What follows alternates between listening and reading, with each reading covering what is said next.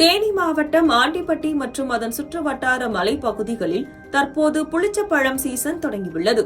ஆண்டுக்கு ஒருமுறை மட்டுமே, குறிப்பாக மார்ச் மற்றும் ஏப்ரல் மாதங்களில் விளையக்கூடிய இந்த பழங்களை சேகரிக்கும் பணியில் பொதுமக்கள் மற்றும் விவசாய கூலி தொழிலாளர்கள் ஆர்வம் காட்டி வருகின்றனர்.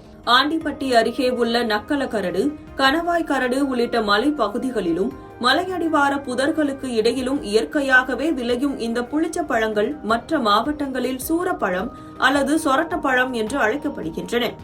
செடிகளில் காயாக இருக்கும்போது பச்சை நிறத்திலும் நன்கு கனிந்தவுடன் கருப்பு நிறத்திலும் மாறும் இந்த பழம் சதைப்பற்றுடன் இனிப்பும் புளிப்பும் கலந்த சுவையை கொண்டிருக்கும்.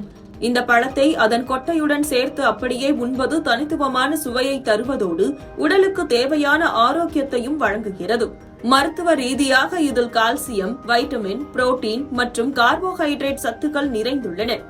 இது பற்களை உறுதிப்படுத்துவதோடு இரைப்பை தொடர்பான கோளாறுகளை குணமாக்கும் தன்மை கொண்டதாகவும் நோய் எதிர்ப்பு சக்தியை அதிகரிப்பதாகவும் கூறப்படுகிறது. இத்தகைய மருத்துவ குணங்கள் காரணமாக தற்போது சந்தைகளில் இந்த பழத்திற்கு பெரும் வரவேற்பு நிலவுகிறது. மொத்த விற்பனை சந்தையில் 1 கிலோ புளிச்சப்பழம் 300 ரூபாய் வரை ஏலம் எடுக்கப்படுவதால் இதனை ஒரு கூடுதல் வருமான வாய்ப்பாக கருதி இப்பகுதி விவசாய கூலி தொழிலாளர்கள் அதிகாலை முதலே மலைப்பகுதிகளுக்கு சென்று பழங்களை சேகரித்து வருகின்றனர். முட்கள் நிறைந்த புதர்களுக்கு இடையே சிரமப்பட்டு சேகரிக்கப்படும் இந்த பழங்கள் தற்போது தேனி மாவட்ட சந்தைகளில் விற்பனைக்கு வர தொடங்கியுள்ளன.